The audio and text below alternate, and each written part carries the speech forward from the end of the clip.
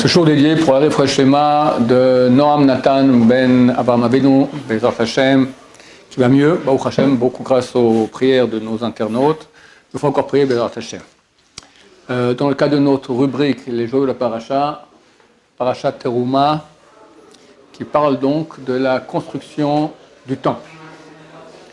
Plus précisément du sanctuaire dans le désert. Mais le sanctuaire dans le désert deviendra après le temple.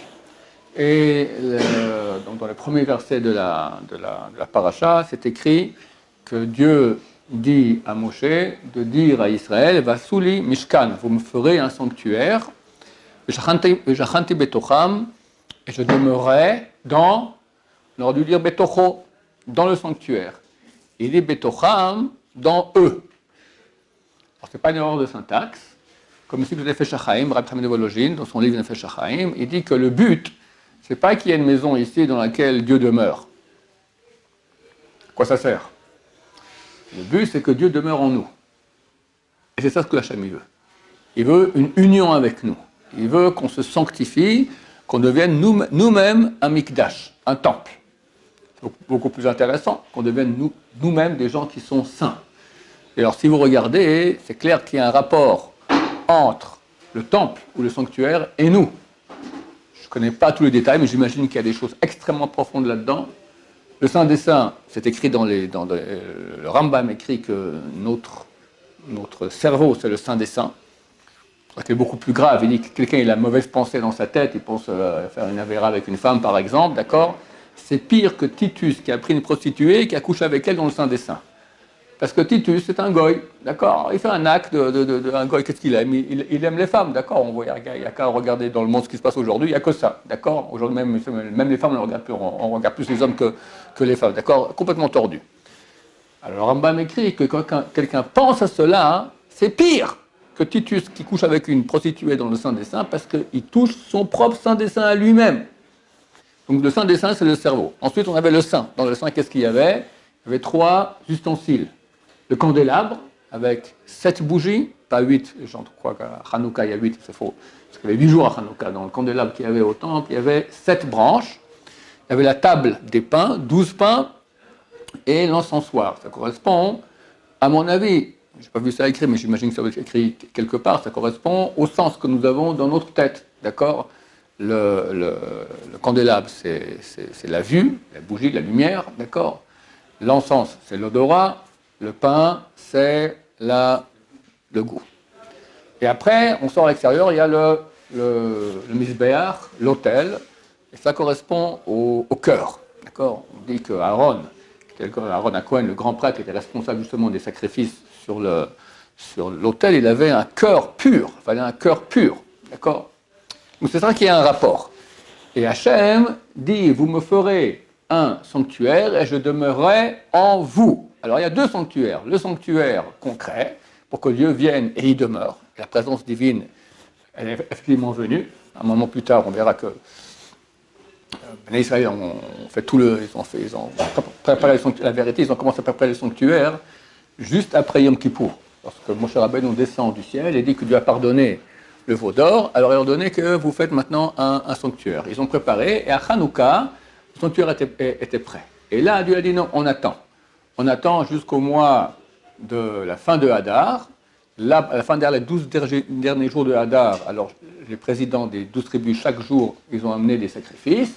Et le premier du mois de Nissan, c'était l'inauguration du sanctuaire. Et rien ne se passe. Les Israéliens ont dit, oh là là, on a bossé, Moshe Rabbeinu, on a bossé pour le sanctuaire, rien qui se passe. Alors Moshe et Aaron sont rentrés dans le Saint des Saints, ils ont commencé à prier. À ce moment, la présence divine est descendue et tout le monde a vu la présence divine. Vayaronu kol ha'am, et le peuple, il a loué Hachem. Donc c'était ça le but, que la présence divine descende. Mais ce qu'on dévoile ici dans ce texte qui nous dit V'shachanti betocham, en eux, c'est pas seulement que ça descende dans le sanctuaire, mais aussi dans notre cœur.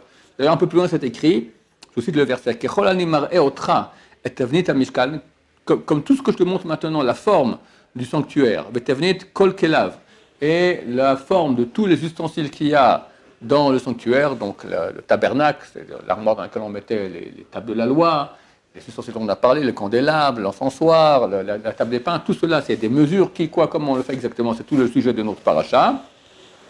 Ensuite, c'est marqué, Vechen ta'asu, et ainsi vous ferez. Ce mot-là, et ainsi vous ferez, il n'a aucun sens. C'est marqué auparavant, tu feras comme tout ce que je t'ai montré, et ainsi vous ferez. Pourquoi tu répètes, et ainsi vous ferez? Pour dire, je veux de toi plus que cela. Pas seulement que tu me fasses maintenant des ustensiles et un sanctuaire, je veux que toi, tu deviennes un saint des saints. Un saint, ça c'est un programme intéressant, d'accord? Que Dieu rentre en nous. Qu'est-ce qu'il y a comme programme plus intéressant que cela? Tu veux quoi? De l'argent? Des milliards? Un beau pavillon, 4 maisons, les vacances au bord de mer? Dieu propose une chose qui vaut beaucoup plus. Je vais expliquer. Dans ce verset, et vous me ferez un sanctuaire et je demeurerai en vous. Rashi dit, li, vous ferez à moi, ça veut dire l'ishmi, en mon nom. Et là est tout le point. Quand quelqu'un fait une mitzvah, d'habitude, en tout cas au début de sa vie, il le fait parce qu'on lui a dit que c'est bien. Il aura le paradis, il aura moins d'enfer, ou il va réussir son bac, ou il va réussir son permis de conduire, ou ça empêchera les maladies. D'accord? Ça s'appelle une mitzvah qui a du mérite, mais c'est un bas niveau. En vérité, il y a un niveau qui est encore plus bas que cela. Celui qui étudie la Torah, les canter, étudie la Torah pour pouvoir bien critiquer le judaïsme. D'accord? Quelqu'un qui a la haine de la Torah, il va aller chercher des trucs fous, d'accord, complètement absurdes, pour se battre, pour montrer, regardez comme la Torah est ridicule. Ça, c'est le pire niveau. Après, on a un niveau il fait une mitzvah. Pourquoi? Parce qu'il veut être bien dans la vie, d'accord? Après, un autre niveau, on ne va pas de sa vie ici, par Olam Haba. Écoute, ça me casse les pieds le matin de me lever le matin pour aller prier, surtout une prière ici à l'Eshiva, ça prend du temps, etc. Mais je comprends que ça donne Olam Haba, ça vaut la peine d'investir un peu dans Olam Hazé, tu mets $1 ici, tu gagnes combien? 10 milliards? 100 milliards? Tu gagnes infini. Beaucoup mieux, c'est une très bonne affaire. C'est vrai qu'il faut attendre, mais beaucoup de gens investissent à la banque et puis ils attendent aussi beaucoup pour avoir 1,5%, 3%. Là, c'est un rapport de 1 à infini, d'accord? Ça vaut la peine d'investir ici pour Olam Haba. C'est un niveau qui est beaucoup plus haut que tout cela. Le Rambam dit que c'est un niveau qu'on ne dévoile pas aux gens quand ils sont jeunes ou quand ils sont encore ignorants, parce qu'ils ne peuvent pas comprendre de quoi on parle. C'est une chose que je vous dis maintenant en tant qu'information, savoir que c'est un but auquel ça vaut la peine d'accéder, mais comprendre qu'on est loin de cela. Le Rambam dit, qui est arrivé par exemple à ce niveau-là? Avraham Avinu. Alors tu compares, nous aujourd'hui Avraham Avinu, tu comprends que si je dis que c'est comme un pouls par rapport à un être humain, c'est pas sympa pour le pouls qu'on les comparait à nous par rapport à Avraham Avinu. D'accord? On est beaucoup moins que le pouls. On est le pouls du pouls. Le pouls qui est sur la jambe du pouls. D'accord? C'est quoi Avraham Avinu? C'est écrit dans le prophète Isaïe, Dieu l'appelait Ohavi, mon amant. C'est à propos de aucun des patriarches, ni Avraham, Isaac, ni Yaakov, que Avraham Avinu. Ohavi, mon amant. Ça veut dire faire les mitzvot par amour d'Hachem. Et c'est très dur. Pourquoi? Parce qu'on n'est pas en relation avec Hachem. Hachem, je crois en lui, je sais qu'il fait beaucoup pour le peuple d'Israël, je sais qu'il y a un but, il veut nous donner, c'est de lui que tout dépend, ok. Mais de l'amour à Hachem, très difficile. Et pourtant, comme j'expliquais ici cela souvent, c'est ce qu'il veut. Et c'est clair que c'est beaucoup plus bonifiant d'être amoureux d'Hachem, de faire une mitzvot par amour d'Hachem, qu'en tant qu'obligation, corvée ou prix à payer pour recevoir plus tard. Parce que corvée, obligation, on n'aime pas. Prix à payer, c'est aussi un prix à payer, c'est casse-pied, d'accord? Et je compare toujours la relation qu'il y a entre nous et Hachem, comment elle devrait être, que celle qu'il y a entre un homme et sa femme. Si un mari et sa femme à la maison font tout ce qu'il faut faire pour qu'un couple s'entende bien, d'accord? On se respecte, elle fait tous les boulots qu'elle a à faire, lui fait tous les boulots qu'il a à faire, tout est impec. Alors, ça suffit. Il lui achète des fleurs avant Shabbat parce qu'on lui a dit qu'il faut acheter des fleurs avant Shabbat. Mais rien de plus. Mais on va dire, il lit des mots d'amour. Il fallait qu'il y ait l'amour entre les deux. Alors lui, il ne sait pas très bien comment faire. On lui a écrit, alors il lit. Chérie, je t'aime. Tu es vraiment une femme fantastique. Quel bonheur de te marier avec toi. Bon, je suis très très content. Elle aussi d'ailleurs. Elle est son truc. Il ne va pas aller très loin le couple. C'est de la technique. Ben, nous, le matin, on vient maintenant et on prend le sidour. Il y en a qui dorment, il y en a qui sont à moitié endormis, il y en a que on voit la corvée terrible, il y en a qui lisent, mais il veut beaucoup plus que cela, Hachem. Alors comprenez que commencer à lire la prière, prier en étant amoureux d'Hachem comme un message d'amour, Roméo et Juliette, entre un homme et une femme, d'accord, avec Hachem, ça demande un niveau. C'est pas si impossible. On ne nous demande pas d'être Avraham Avinu, mais c'est une chose qu'il faut commencer à comprendre. Et comprendre surtout que c'est ça le vrai but. Qu'est-ce qu'on gagne là-dedans? Je veux dire, qu'est-ce qu'on gagne? Bien que quand on fait ça, on ne doit pas faire dans une pensée de gagner. On doit faire par amour. Amour, ça veut dire quand tu aimes ta femme ou tu aimes quelqu'un, il a un enfant qu'il aime, il ne va pas lui donner parce qu'il pense gagner par cela. D'accord? Ou il aime ses parents. Il achète un cadeau à ses parents pour leur faire plaisir. Il ne pense pas à gagner par cela. D'accord? Il le fait par amour. Hachem veut nous donner un cadeau extraordinaire. Ce monde-ci, allez, on va prendre cette feuille-là. Quelle est l'espérance de vie de cette feuille? Pas beaucoup. Il parle le Torah dessus. Je rentre dans mon bureau, jamais j'ai un tas de feuilles maintenant Gnisa, et un beau jour, ça part à la Gnisa, c'est enterré, c'est terminé. Cette table, quelle est son espérance de vie? Elle est 20 ans à tout casser.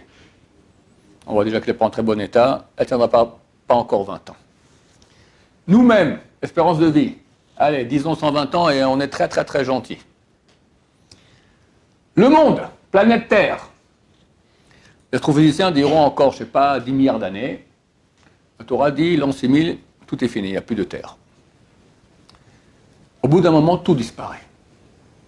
On ne parle pas de ton pavillon, de ta belle voiture, de tes vacances, de ton bord de mer, de ça, mais qui regarde? Fini, il n'y a plus rien. Qu'est-ce qui reste?